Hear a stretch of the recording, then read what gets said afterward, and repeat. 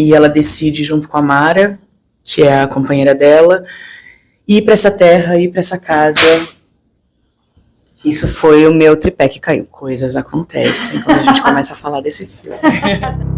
Corre, corre, barragem arrebentou, barragem arrebentou. É bem estranho estar aqui. Eu fico meio mexida. Achei que você tinha morrido. A lama pegou tudinho, Tânia. Minha roça. A criação. A ideia do filme surgiu de uma vontade de expressar um sentimento que é um pouco abstrato, que é a nossa relação com o lugar de origem e como quando você sai desse lugar, você vive um sentimento, uma melancolia complexa de sentir que você já não pertence mais ao lugar de onde você veio, mas ao mesmo tempo você está tentando encontrar o seu lugar no mundo e você tem uma saudade, né, dessa casa, né, desse lar, desse lugar de origem. E aí isso tem a ver com a minha própria história. Meus pais, eles são de origem rural e os dois mudaram para a cidade para formar família. Eu nasci na cidade, mas eu sempre visitei muito a minha família no campo e observava isso muito nos meus pais e nos meus primos, né? E aí eu quis representar isso num filme e para mim era importante que tivesse as duas perspectivas, né? Eu pensei nessa história que teria essa estrutura e que essa estrutura teria um significado, né? Seriam duas histórias, uma depois da outra, em que os personagens não se cruzam, mas o sentido que a gente toma é pela contraposição dessas duas partes, como se elas se complementassem e se espelhassem de alguma maneira. Eu ouvi, né, algumas pessoas falando assim, porque não sei o quê, porque é um cinema de gênero e tal, enfim, na minha opinião não é, né, eu acho que a gente está falando de, na verdade, um tema um filme bem essencial, né, você fala de vida, morte, enfim, natureza, é um drama, talvez, que eu quero ouvir, inclusive, de você, que obviamente flerta com alguns elementos de gênero, aí você vai lá e responde, não, é cinema de gênero, né? Aí te apaga. Para mim ele é um filme existencial, sobrenatural. Eu também não consigo ver ele como um filme de horror, puramente, mas ele usa esses códigos de gênero para construir essa narrativa, e é um filme que eu queria que tivesse um elemento fantasmagórico, mas não para a gente sentir medo, mas para refletir sobre isso, os mortos e os antepassados. Então ele fala muito sobre essas diferentes dimensões, né, tipo a nossa vida e o que vem depois, e as nossas memórias. E também ele trabalha muito no campo do sonho e do surreal. Então, ao mesmo tempo que ele tem elementos que já vêm dos outros filmes, né, que são esses elementos de fantasia e fantasmagoria, ele também tem esse lado mais existencial e filosófico, que é diferente, né? Um filme mais subjetivo. Eu queria que a gente focasse, então, em um elemento dos seus trabalhos, que são as personagens femininas, né? Que é muito importante como você trabalha as relações, e queria que você colocasse também como que você intenciona isso nos seus filmes, mais de descentralização, inclusive, das narrativas, que eu acho que você faz isso muito bem, com muita naturalidade. Eu busquei, assim, atrizes que tinham uma conexão, uma compreensão da história, né, do tema e do tom do filme. A Fernanda Viana, eu conhecia ela já há muito tempo, tanto do teatro quanto do cinema, e ela fez um longa que chama O Que Se Move, do Caetano Gotardo, que eu fiz a montagem, então já tinha uma vontade de trabalhar com ela, além dela ser uma atriz incrível, muito sensível e com muitas nuances, e muito colaborativa. Acho que também agrega muito ela ser uma atriz mineira que compreende muito o universo dessa personagem, né? E acho que isso foi fundamental para a construção da Joana. E no caso do casal, acho que era importante ter atrizes LGBT, né, que compreendessem o universo também desse casal. A Mara, minha personagem, ela é uma veterinária que trabalha num laboratório de ração em São Paulo, e ela decide, junto com a Flávia, que é a namorada dela, a morar no campo, onde ela pode estar mais perto dos animais, quando a Flávia herda uma terra do pai dela. E aí elas têm que lidar com muitos fantasmas, fantasmas internos, fantasmas externos, fantasmas dessa terra muito explorada pela monocultura, uma terra já muito seca, sabe? Já com pouca vida, onde as coisas não vingam, a dificuldade de estar naquele lugar. E, ao mesmo tempo, eu acho que é através do afeto entre elas que elas conseguem fazer um pouco essa travessia da dureza, né, da aridez, dessa jornada que elas se metem. A Flávia é minha personagem no filme, ela tá vivendo um processo de luto, né?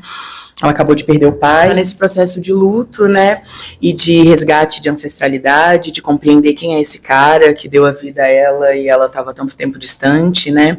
Elas têm esse ideal de buscar qualidade de vida, de sair da cidade grande, de uma metrópole e migrar para o campo, mas nem sempre as coisas são dessa maneira, né? Às vezes é um ideal meio romântico, assim, sobre o que é morar perto da natureza, e lá elas descobrem mistérios, né, que habitam na mata, mistérios que habitam essa relação delas, né, e a dificuldade de estar ali. E acho que eu me reconheci muito nela, né, por ser um corpo que geralmente a gente não vê representado no cinema, que é um corpo gordo, e eu até então não tinha percebido como isso era importante nesse filme, até porque a personagem dela, da Flávia, tem muito de mim, né, reflete muito da minha vida, o processo que ela está passando de luto com o pai, tem a ver com a minha história, que o próprio filme escrever essa segunda parte foi um jeito de eu processar a perda do meu pai e lidar também com a história da nossa família e da nossa ancestralidade indígena, que eu conheço muito pouco, né, e essa conexão com a natureza. Então foi um encontro muito forte, e é isso, eu acho muito importante não só ter essas atrizes em cena, mas também o tipo de história que a gente está contando, né, que é um casal LGBT diverso, de corpos diversos, e que estão vivendo uma história profundamente humana, né? O conflito principal não é elas se descobrirem LGBT ou elas sofrerem preconceito por isso, elas estão vivendo e como a gente vive, né? A gente tem questões, a gente sofre por amor, a gente sente raiva, a gente sente medo, né? A história tem um espelhamento também com o núcleo da Fernanda, né? E eu acho que o afeto une muito nessas mulheres. E a gente vem tão acostumado com uma narrativa, enfim, hegemônica, cisgênero também, disso, né? De uma mulher que busca, que a trajetória da mulher é a busca pelo afeto, né? E não que a transformação dela já se dá com esse afeto presentificado. Isso é tão importante nesse momento, principalmente que a gente está vivendo, né? E daí, falando sobre isso, eu queria que a gente conversasse um pouquinho como que é para vocês, na verdade, chegar com um filme como esse, nesse momento também, porque eu acho que isso já é uma novidade, a gente está retomando o nosso cinema, né, depois de anos de praticamente um desmonte cultural, e a gente está retomando também as nossas histórias, as nossas narrativas, a descentralização da produção e também das próprias narrativas. Queria que vocês falassem um pouquinho, porque eu acho que tem tudo a ver com esse filme. Né? Eu acho que os filmes, eles têm timings, né, e esse filme chega num timing, assim, esplendoroso do mundo de hoje. Quando a gente fala sobre essas questões ambientais e sobre a nossa dificuldade de ser alguém parte da natureza e destruir parte do que é nós mesmos, né? Esse antropoceno que a gente está vivendo. As sessões no Rio Grande do Sul foram muito sensíveis, assim, porque de algum jeito dialoga com o que o Rio Grande do Sul e parte de Santa Catarina acabaram de viver, com todos esses vendavais e fogo que está acontecendo agora aqui em São Paulo, muitos criminosos. Então, o filme toca um pouco nessas questões, assim, dessa hiperexploração do capitalismo que esmaga as nossas possibilidades de afeto, que esmaga o nosso tempo, o nosso ritmo, o nosso espaço, a nossa relação com nós mesmos. E, ao mesmo tempo, essas personagens estão aí buscando elas mesmas, né, as conexões internas, as conexões umas com as outras. E acho que essa nossa parte, assim, quando eu penso de ser um casal sapatão, um casal interracial, sabe? Eu já desejei tanto assistir isso na tela, a gente tem tão poucas oportunidades de encontrar personagens atravessando processos e que isso não é o tema do filme, né? Isso não é o tema da trajetória delas. Elas estão vivendo um luto, mudando de cidade e por acaso são lésbicas, e vejam só, lésbicas vivem tudo isso, né, também. E para além de todas as coisas que a Bruna falou e que o filme se propõe a discutir, ou pelo menos suscitar diálogo sobre, tem um fato que eu acho importante a gente lembrar, que é a importância do espaço para o cinema autoral, né, que é a possibilidade da gente entrar em contato com narrativas construídas em outras linguagens que não são as linguagens hegemônicas que têm dominado o mercado audiovisual brasileiro e do mundo, por uma questão mercadológica, né, por uma questão capitalista de dinheiro e produção, onde as obras são muito construídas a partir de uma perspectiva de sucesso, né, e o sucesso muito relacionado à quantidade de dinheiro que essa obra vai retornar, né. Eu acho que o Cidade de Campo também convida a esse lugar, né? A Juliana, não só como artista, cineasta, como autora, mas uma pensadora muito importante para o nosso tempo, né? Uma pessoa que bota fé no mistério e bota fé em sua esquisitice de olhar para o mundo, né? A gente vive um momento onde busca padronizar não só as imagens, mas também a maneira de pensar, a maneira de se relacionar, de elaborar as coisas, né? Então, a Ju traz dentro do roteiro do Cidade de Campo a sua maneira e especificidade de dar conta desses temas, né?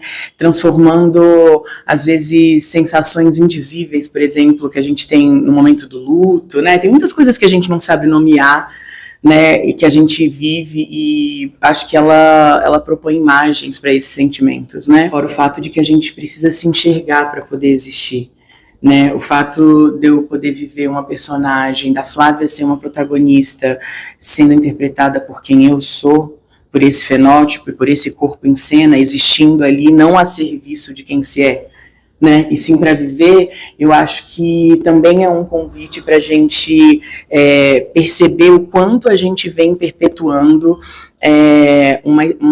um cinema muito excludente, né, que não representa o nosso país, e muitas vezes, aqui não é uma crítica geral, tá? Eu estou falando desse pensamento hegemônico que não olha para, de fato, quem somos nós enquanto sociedade. Então, o cinema, ele é um documento histórico, né? Assim como as pinturas foram, né, e ainda são, mas digo assim, processo escravocrata, enfim, todas as possibilidades que a gente tem de estudar estão ali. O cinema, ele também é um documento histórico. A gente vive num momento muito calcado na imagem, né, relacionado a redes sociais, enfim. Então, eu acho que a gente precisa pensar nessa importância também, porque, mais uma vez, a gente está deixando parcela da humanidade fora dessa história. E a real é que a gente existe, né? Vocês têm uma cena linda. Para mim, a cena de vocês, a cena de amor, não vou nem falar que é cena de sexo, para mim é a cena de amor.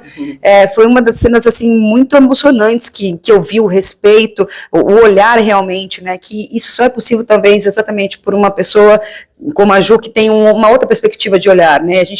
A gente tem um mau cuidado com o corpo feminino em tela, né? Eu queria que vocês falassem um pouquinho sobre a importância também, que eu acho que isso daí a gente marca um novo caminho também, uma nova trajetória nesse sentido. Eu sou muito apaixonada por essa cena, sei que o Bruna também vai dizer daqui a pouco, enfim, a gente conversa muito, mas essa cena, ela tem, para mim, várias importâncias, né? Do ponto de vista narrativo, ela é muito importante para esse casal, ela é muito importante para Mara, para Flávia, para Mara também. Mara também.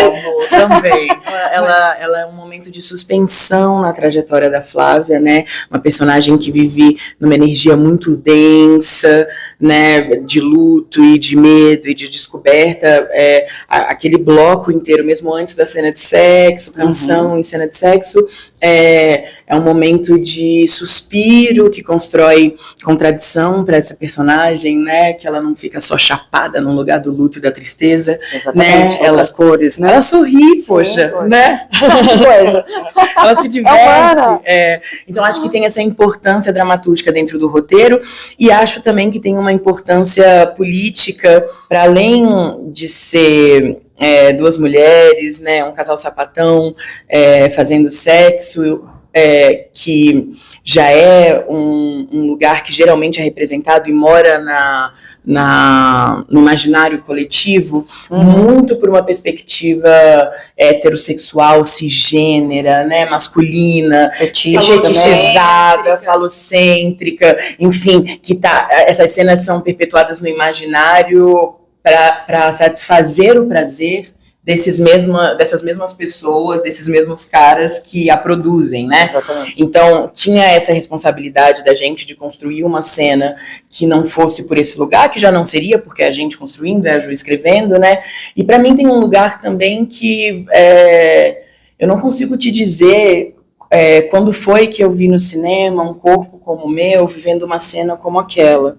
Tá? Me desculpem, grandes cinéfilos, se tem, me mandem essa ref, porque de fato eu não tenho, mas assim, geralmente corpos como o meu estão em cena para viver violência, né? E violência não tem nada a ver com sexo, inclusive a violência sexual, a gente precisa, né, separar e lembrar disso.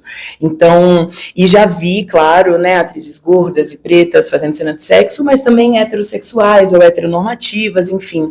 Então, para mim, tinha um lugar de construção de dignidade e humanidade, né, de imaginário de que esses corpos também sentem prazer, né, corpos gordos são muito dessexualizados, existe essa palavra? Mas você entende? Sim, as pessoas sim. acham que pessoas gordas não transam, que as pessoas gordas não sentem prazer, que uma pessoa gorda não pode deitar em cima de uma pessoa magra, né? Na cena, a indicação era Mara deita em cima sobre Flávia. E aí eu falei pra Ju, vamos inverter? Sabe, porque isso tá no imaginário gordofóbico, né? Uhum. Então, e para além de ser um sexo sapatão e ter essa identificação enquanto sexualidade, eu acho que tem um lugar também que é como é o sexo para pessoas designadas mulheres, né? Então, eu digo isso porque existe uma similitude, eu enxergo, tá? Uma coisa similar ali de vivência de pessoas gordas e pessoas trans, que é aquilo que nos sobra, que incomoda, ou aquilo que nos falta, né? Aquilo que é disforme na imagem, aquilo que eu não leio como um código, que eu compreendo aquilo como algo de humano. Então eu acho que tem muitas discussões que essa cena pode gerar. A Ju desenhou as partituras que a gente improvisou no ensaio, depois a gente pensou cada frame, cada posição, e aí no dia da filmagem a gente passeou por esses desenhos que a gente já tinha feito, então a gente sabia exatamente o que a gente queria, a gente já tinha pensado isso. E se a Flávia vier por cima da Mara, o que isso significa colocar isso na tela? Que imaginário que a gente constrói? A gente pensou sobre cada um desses detalhes, e também nesse desejo, né, de ver e viver coisas que a gente vê pouco, assim, acho que cada vez mais, principalmente quando a gente pensa em curtas-metragens no Brasil, né, pessoas trans, mulheres lésbicas fazendo curtas-metragens mais interessantes com personagens como essas, e agora chegando nos longas, né, assim, que esse dinheiro chegue para essas pessoas, que essas histórias possam ser contadas com mais preciosidade, porque quando a gente falava antes um pouco sobre o cinema tem que ter um retorno, né? Essa expectativa de que tem um retorno financeiro quando você investe dinheiro num filme. Cultura é um retorno a longo prazo. Não tem nada a ver com dinheiro. Cultura constrói afeto, constrói relação, constrói memória, constrói um país, constrói identificação. E aí esse retorno financeiro é a longo prazo, é alguém que vai visitar o Brasil por causa desse filme, ou que vai comer essa comida, ou que vai ouvir essa música. Isso é um retorno muito a longo prazo, então a gente precisa muito desses editais públicos, a gente precisa muito desse incentivo fiscal, para que esses filmes não entreguem um dinheiro a curto prazo, não vai ser quando ele está entregue, mas o que esse filme entrega, como muitos outros, é a nossa história. Cristina Amaral, Sim. montadora, por favor, como é que foi esse processo? Eu gosto muito também das sobreposições, vocês trabalharam juntas, como é que foi? Porque você também é montadora, né? Foi incrível trabalhar com a Cristina Amaral nesse filme. Eu, enfim, sou grande admiradora do trabalho dela e ela é importantíssima na história do cinema brasileiro. Eu quis convidá-la porque eu acho que ela tem uma percepção de tempo e uma maneira de fazer os cortes que é muito especial, assim, e que eu acho que agrega muito sentido para o filme. Ela traz um sentimento através, às vezes, dos cortes muito duros, ou do tempo que ela coloca nas cenas, e as fusões, né? Sempre que eu vejo um filme montado por ela, eu reconheço, assim, o olhar dela nessa montagem. E acho que foi um encontro muito bom no Cidade Campo, porque eu também tenho uma paixão pelo uso de fusão, e eu queria usar isso no filme, porque é um filme que são duas partes, e eu queria construir uma espécie de metamorfose, né, que uma parte se metamorfoseasse na outra, e eu acho que e também é um filme que fala sobre fantasmas e fantasmagoria, e sobre sonhos e memórias, e eu acho que é uma linguagem que ajuda muito, né, e eu gosto muito quando você tem duas imagens diferentes e que a fusão cria uma terceira imagem. A gente já passou por muitos países, a gente até ganhou prêmio por aí, mas não tem coisa melhor que entregar um filme no Brasil para vocês. A gente faz filmes para vocês. Cidade Campo é muito especial.